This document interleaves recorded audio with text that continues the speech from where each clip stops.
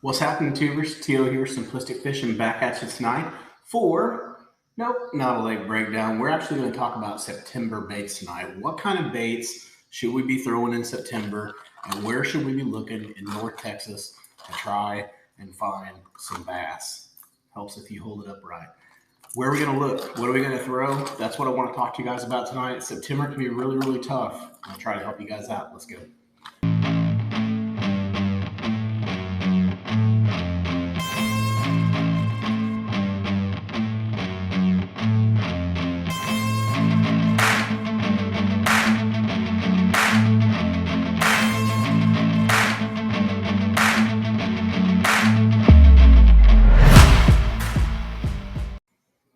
All right, before we get started, I just want to say thank you to all of you that have been out there supporting the channel and buying the Simplistic Fishing SD cards from simplisticfishing.com.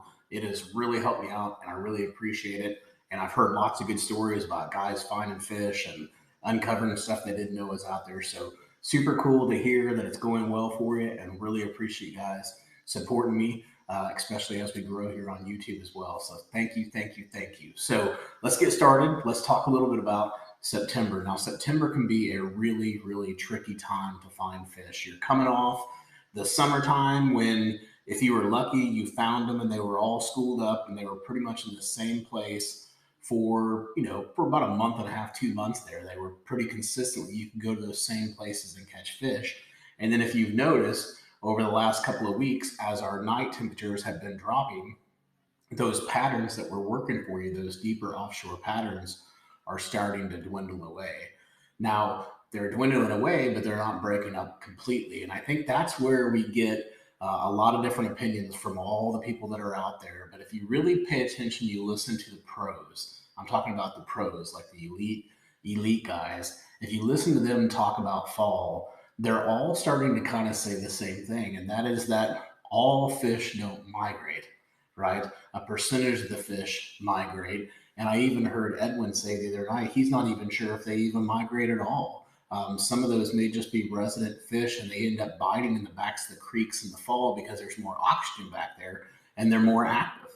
So definitely something to think about. But my experience has been, and maybe it's not because the fish are moving there, but just because of the oxygen content in the water, is that when we get into this type of season, basically we're getting ready to go through a transition here. The days aren't nearly as hot and the nights are definitely cooler. And then also that sunlight, as you can already tell, is going down a lot earlier.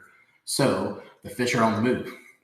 So where are they going? A lot of them were out there in their deep ponds. If they weren't in the deep ponds, they were up shallow underneath some really good shade. So that was pretty much two places you could guarantee that you're going to find them. As the water cools off, the ones that were hunkered down in the shade, they're going to pull out and start roaming a little bit more as it cools off. And they're also going to pull out off of anything that's dying. So if you have any dying vegetation that you start to see in the back of the pockets and stuff where your fishing used to really be good and you can't figure out why it's not good back there anymore, just pull back or look around and find the greenest pieces that you can find and really focus in on just those areas. So instead of having the entire thing being green, maybe you only have it green around the channel or in the deeper sections or something like that. Put more of your attention in those areas and less attention on the whole entire area, because as that dies out, they will get away from the dead stuff and they will really, really flock to the green stuff. So make sure to take advantage of that. And then if you're on lakes like Hubbard, where basically, you probably, hopefully, were fishing out a little bit deeper, and you were finding fish out deep. Those fish out deep are going to break up a little bit. You're still going to have some that are going to stay out there, so you'll still be able to catch them, but not nearly like you were. And then the other ones, they're going to start pretty much going out and roaming, from my experience. We don't have a lot of coves and channels and stuff like that where I live. It's basically like a big bowl. And then we have a couple of creek channels that come in, but they're not that great. So really, it's all about offshore here on Hubbard or riprap. So guess what? Fish are going to the riprap. They're going to be on the riprap for quite a while. And then also there's a few points out on Hubbard that are long enough and flat enough where they can get the bait and chase it up there as well. So that could be a good opportunity for you as well. So what I'm basically trying to say through all of this rambling is they're everywhere. You just got to pick your poison on what you want to catch, number one, and really how you want to fish. So one thing that I've learned, especially through the tournament fishing, is that if you want to catch a bunch of fish, but maybe not as big a fish, yes, you can still catch big fish doing this. I would say as the fall transition starts, start going. Actually, what I do, I'll just tell you what I do, and then the smaller fish to me are always in the back, right? So the farther back you get, unless it's heavy grass, the farther back you get, it seems like the smaller the fish get. And then the bigger fish tend to stay a little bit more out towards the main lake. Even some of them will even stay on the main lake points. They don't ever even come back in. That's my experience. So depending on what you want to fish, if you're looking to just go out, have a good time, get some experience on catching fish, I would start on the secondary points where the creek channels are. So look on your map, look on your contour maps, find areas where you know there's creek channels coming in. If I've done a breakdown for you, you can pull up the KML file and you can see those creek channels marked in green. And so if they're marked in green, that means there's a creek channel there. Now we've had a lot of precipitation lately. So those creek channels have been flowing pretty good and pumping a lot of oxygen into those areas. You get the oxygen, you get the bait fish, you get all that good stuff. You're going to get the bass as well. So focus on the areas where the creeks are coming in. And then what I would say is focus on the secondary points. So if you can find some good secondary points, focus on those first and see if they're there. If they're not, then move a little bit further back into the creek.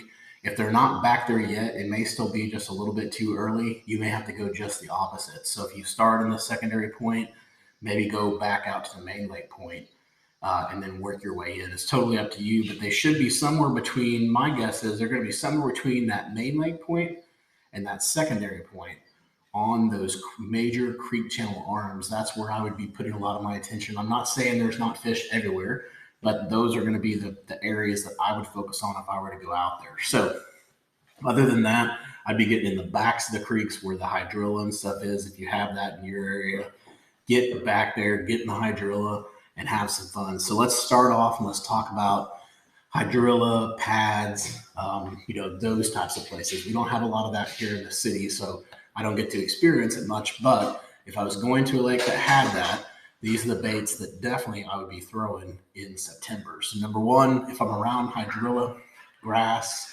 pads, all that good stuff, you know what I'm going to throw.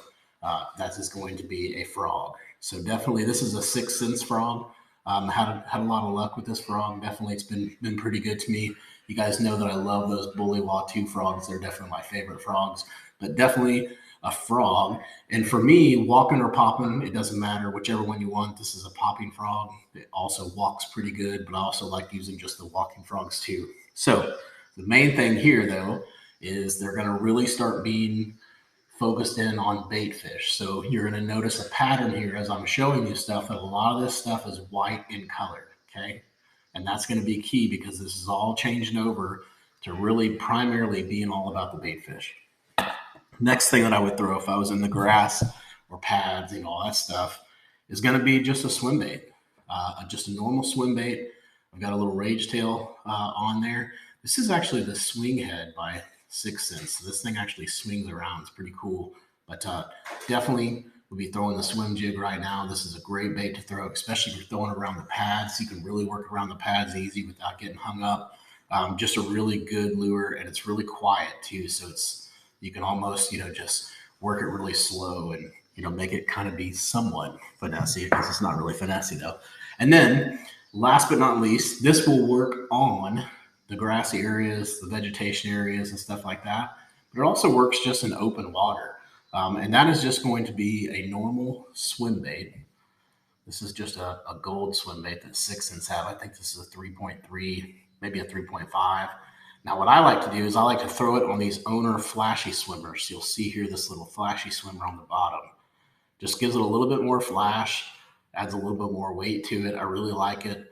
Basically with this, you chuck it out, you reel it in, and you stop it for a second. You let it feel it hit something, and then you reel it in some more, and then you stop it. The key is to just be inconsistent. Don't just throw it out there and reel it in.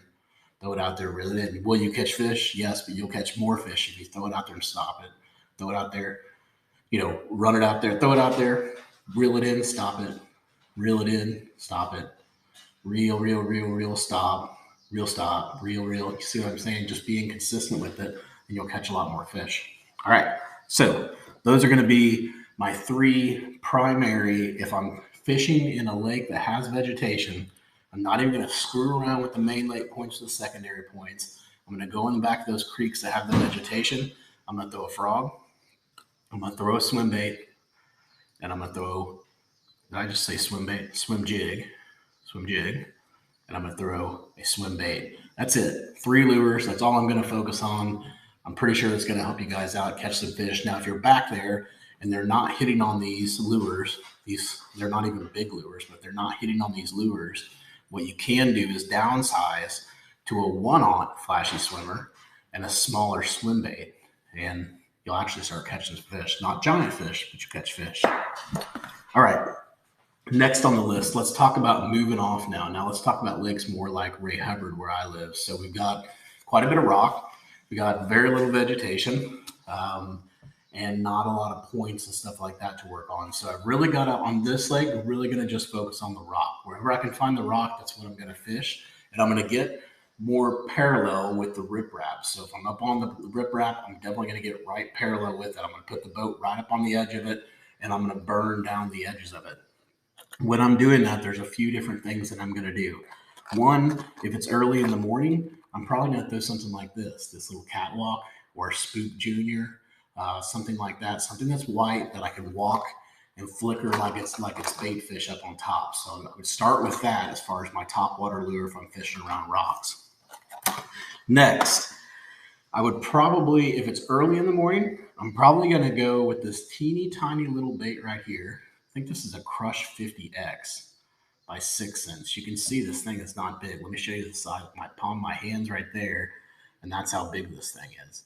So pretty small. Might even be a 25 instead of a 50. It's very small, but very effective. This is a really cool lure. Definitely go check that out. I love that lure. That thing has caught me a ton of fish. Now, hasn't caught me a bunch of giants, but it's caught me a lot of fish and definitely put some keepers in the boat when we really needed it. So small square bill, just getting up parallel on the riprap and just burning, and doing just like I told you earlier. You're going to burn it and pause it, and burn it and pause it, and burn, pause, all that good stuff. That's definitely what you want to do right there. All right. Next up, this is really going to depend. So if we're getting a little bit later in the day and maybe the fish aren't up as shallow, they're not right up on the bank line, but now they pulled off a little bit, there's 2 different lures that I'm going to use as well. Notice that I haven't showed you anything about fishing slow yet. And that's a reason. So the fish are active right now. They're moving along and they're chasing bait fish. And so one thing you just want to do is basically toss out the worms unless you absolutely have to use them and get something that's moving, that's like the bait fish, that's like what they're eating right now. So one of those things is definitely going to be a crankbait. Now this is just a medium diving crankbait. This is one of the Rapala DTs. This is a really cool crankbait. I love this crankbait. It's got a really cool color as well.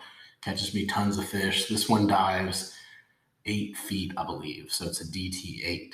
So really cool looking crankbait. Definitely something you want to try out. As we get later into the fall and into the winter, we're going to get to where we start really using these really big flat side. This one's pretty flat sided. It's still got some width to it, but once we get into the winter, we're going to get really skinny on these. All right. And then last but not least, something that we all love. I'm just kidding. I don't like it, but I'm getting better at it. And I'm understanding that it's definitely an effective tool. And that is going to be the jerkbait. That's right. It's time to bring it back out and start tossing it around, the pillars, the riprap, all that good stuff. Be pretty aggressive with it right now. And you're going to be surprised at what you catch with the old jerkbait. And then I said that was last and not least, but I lied to you. I've got one more thing. If everything is going to all, in a handbasket, and you have no choice but to really get desperate, the one thing that you can do is bust out the Dropshot. I know, desperation mode It's that time of year, guys. You're going to have days where you really have a hard time catching fish. And sometimes the best thing you can do is just, unfortunately, although I'm telling you to speed up and throw stuff, sometimes you just have to slow down. And when you do have to slow down, you got to really finesse them because they won't even bite the bigger stuff. In those cases, bust out the drop shot. Now, this is a robo worm drop shot. I like the Morning Dawn one. I like Aaron's Magic. I like all that, all the robo worms. Love them on the drop shots. That's an effective tool.